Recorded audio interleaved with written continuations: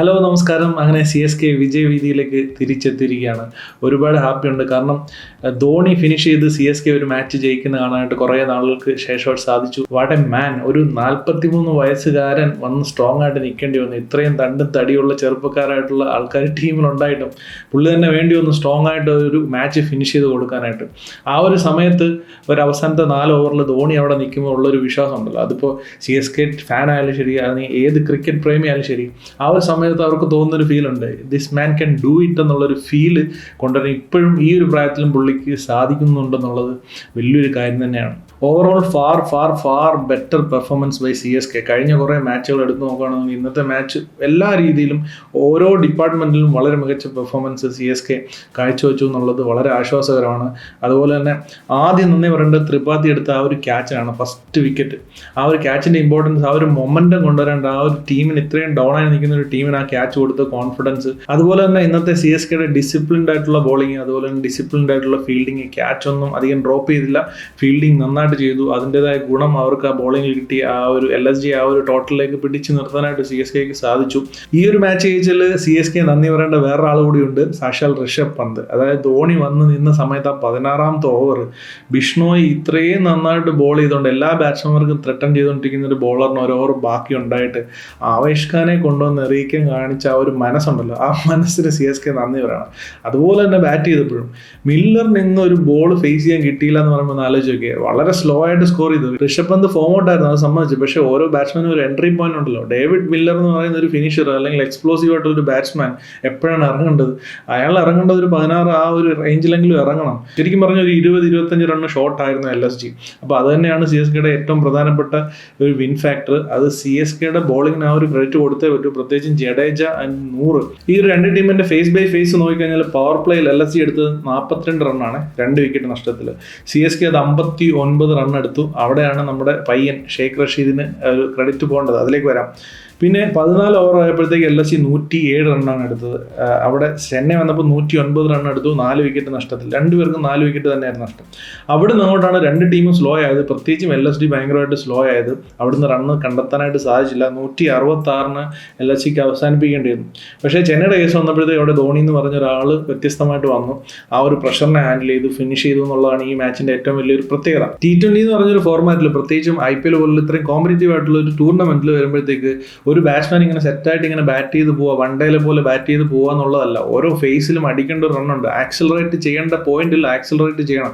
അതിനൊരു ബാറ്റ്സ്മാൻ പറ്റിയില്ലെന്നുണ്ടെങ്കിൽ അടുത്ത ആ റോള് ചെയ്യാൻ എൻട്രി പോയിന്റിൽ റെഡി ആയിട്ട് നിൽക്കുന്ന അടുത്ത ബാറ്റ്സ്മാനായിട്ട് വരണം. ഇല്ലാന്നുണ്ടെങ്കിൽ ഋഷഭ് പന്ത്, ആയുഷ് ബദോനി അല്ലെങ്കിൽ സമദീപ്, ഈ 3 ബാറ്റ്സ്മാർ കുറച്ചും കൂടെ അഗ്രസീവായിട്ട് ആ മിഡിൽ ഫേസിൽ കളിക്കണമായിരുന്നു. CSK ടീമിലേക്ക് വന്നു കഴിഞ്ഞാൽ അവരെ വളരെ പോസിറ്റീവായിട്ടുള്ള കുറച്ച് ചേഞ്ചസ് അവരുടെ ടീമിൽ കൊണ്ടുവന്നുള്ളതാണ് ഇന്നത്തെ മാച്ചിനെ സംബന്ധിച്ച് ഏറ്റവും വലിയ പ്രത്യേകത. അത് അവരുടെ ബാറ്റിംഗിൽ നന്നായിട്ട് റിഫ്ലക്ട് ചെയ്യുകയും ചെയ്തു. ഒന്ന് ഷെയ്ഖ് റഷീദിനെ ഓപ്പണറായിട്ട് കൊണ്ടുവന്നു, അതുപോലെ തന്നെ ഓർട്ടണിനെ കൊണ്ടുവന്നിട്ട് മിഡിൽ ഓവർ കുറച്ചൊന്ന് സെറ്റായത്. ഇന്നത്തെ മാച്ചിൽ ഇപ്പോൾ ഒരു വിക്കറ്റ് പോയിരുന്നുണ്ടെങ്കിലും ഓർട്ടൺ അവിടെ ഉണ്ട് എന്നുള്ളത് വലിയൊരു ധൈര്യമാണ്. ഇനി CSK ചെയ്യേണ്ട ഏറ്റവും അത്യാവശ്യമായിട്ടുള്ള ഒരു കാര്യം, ഒന്ന് ത്രിപാഠിയും അതുപോലെ തന്നെ 3D നമ്മുടെ വിജയ് ശങ്കറും. ഇവർ രണ്ടിൽ ഏതെങ്കിലും ഒരാളെങ്കിലും പുറത്ത് കളഞ്ഞിട്ട് ആൻഡ്രെ സിദ്ധാർത്ഥനെയും കൂടെ ടീമിലേക്ക് കൊണ്ടുവരണം. ഇങ്ങനെ പറയുന്നത് കൊണ്ട് വേറെ ഒന്നും തോന്നരുത്. കാരണം എന്താണെന്ന് വെച്ചാൽ ഒരു ടീമിന് വേണ്ട സമയത്ത് ഇത്രയും മാച്ചസ് ആയില്ലേ, ഇത്രയും അനുഭവങ്ങളായില്ലേ, അവിടുന്ന് അവർ വേണ്ട സമയത്ത് പ്രോപ്പറായിട്ട് റണ്ണ് കണ്ടെത്തണം. ഇന്നത്തെ അവർ രണ്ടുപേരും സ്ട്രൈക്ക് റേറ്റ് നോക്കി. ഈ സ്ട്രൈക്ക് റേറ്റിൽ ആ മിഡിൽ ഓവേഴ്സിൽ കളിച്ചാൽ എങ്ങനെയാണ് കളി മുന്നോട്ട് പോകുന്നത്? ആരെങ്കിലും മുന്നോട്ട് ലീഡ് ചെയ്യേണ്ടത്.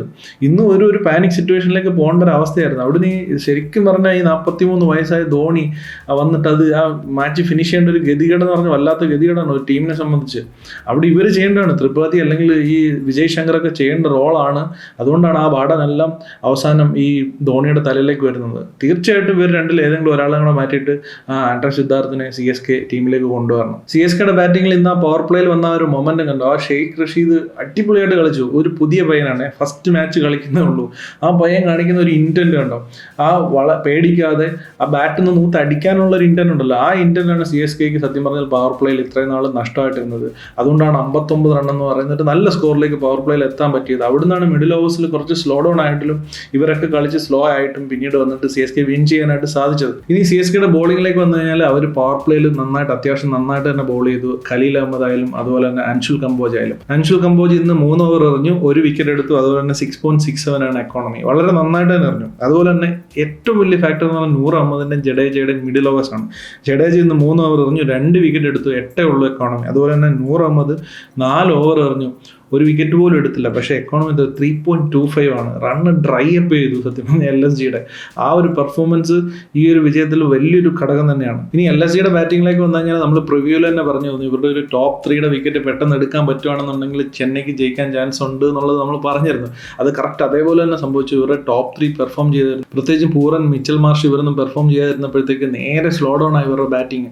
ഒരു താഴേക്ക് വരുമ്പോഴത്തെ ഡെപ്ത് വളരെ കുറവാണ്. പക്ഷേ മില്ലർ വന്നിരുന്നുണ്ടെങ്കിൽ ഒരു വ്യത്യാസം തീർച്ചയായിട്ടും ഉണ്ടായേനെ. ഇനി LSGയുടെ ബോളിംഗിലേക്ക് വന്നു കഴിഞ്ഞാൽ അത്യാവശ്യം കുഴപ്പമില്ലാതാണ് അവർ പവർ പ്ലേ എറിഞ്ഞത്. അതുപോലെ തന്നെ മിഡിൽ ഓവേഴ്സും അത്യാവശ്യം നന്നായിട്ട് തന്നെ എറിഞ്ഞു വന്നത്. ദിഗ്വേഷ് പതിപോലെ തന്നെ ബ്യൂട്ടിഫുൾ ആയിട്ട് ബോൾ ചെയ്തു. 6 റണ്ണിനകത്ത് മാത്രമേ കൊടുത്തിട്ടുള്ളൂ, 4 ഓവർ എറിഞ്ഞിട്ട്. അതുപോലെ തന്നെ ബിഷ്ണോയ് 3 ഓവർ എറിഞ്ഞിട്ട് സൂപ്പറായിട്ട് ബോൾ ചെയ്തു. ആ 4ാമത്തെ ഓവർ എറിയിക്കുന്നതിന്റെ നഷ്ടം വളരെ വലുതാണ്. ബിഷ്ണോയിൽ നിന്ന് ക്രൂഷ്യലായിട്ടുള്ള 2 വിക്കറ്റ് വിട്ടു. പക്ഷേ ഫൈനൽ ഓവേഴ്സിൽ വന്നിട്ട് ആവേശ് ഖാനും അതുപോലെ തന്നെ ഷാർദുൽ താക്കൂറും ആവശ്യമില്ലാത്ത പരീക്ഷണങ്ങൾ. ഈ ഔട്ട് സൈഡ് ഓഫ് സ്റ്റംപിൽ തന്നെ എത്ര നേരം ബോൾ ചെയ്യും? ശിവൻ ദുബൈക്ക് ട്രാപ്പ് ചെയ്യാൻ വേണ്ടി അവർ ഔട്ട് സൈഡ് ഓഫ് സ്റ്റംപിൽ എറിയാണ്.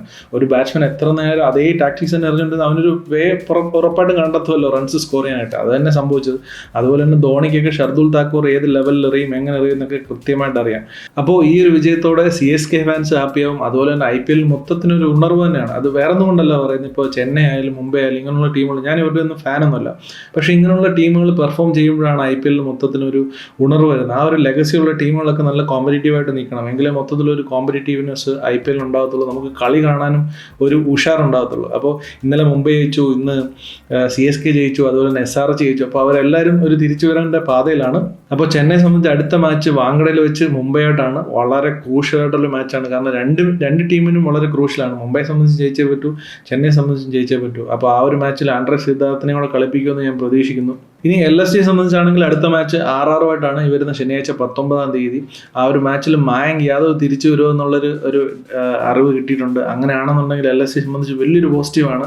അവരുടെ ബോളിങ്ങിലുള്ള ഒരുവിധം പ്രശ്നങ്ങളൊന്ന് പരിഹരിക്കപ്പെടും. സോ നന്നായിട്ട് പെർഫോം ചെയ്യാനായിട്ട് കഴിയട്ടെ. അപ്പോൾ അതൊക്കെയാണ് CSK vs LSG മാച്ചിനെ പറ്റിയിട്ടുള്ള അഭിപ്രായങ്ങൾ. തീർച്ചയായിട്ടും നിങ്ങളുടെ അഭിപ്രായം നിങ്ങൾ കമൻറ്റ് ബോക്സിൽ ഷെയർ ചെയ്യുക. അതുപോലെ തന്നെ വീഡിയോ ലൈക്ക് ചെയ്യുക. പുതിയതായിട്ടുള്ള ആൾക്കാരാണെന്നുണ്ടെങ്കിൽ തീർച്ചയായിട്ടും ഒന്ന് സബ്സ്ക്രൈബ് ചെയ്ത് സപ്പോർട്ട് ചെയ്യുക. അപ്പോൾ മറ്റൊരു IPL റിലേറ്റഡ് ആയിട്ടുള്ള വീഡിയോയിൽ വീണ്ടും കാണുന്നത് വരെ ബൈ.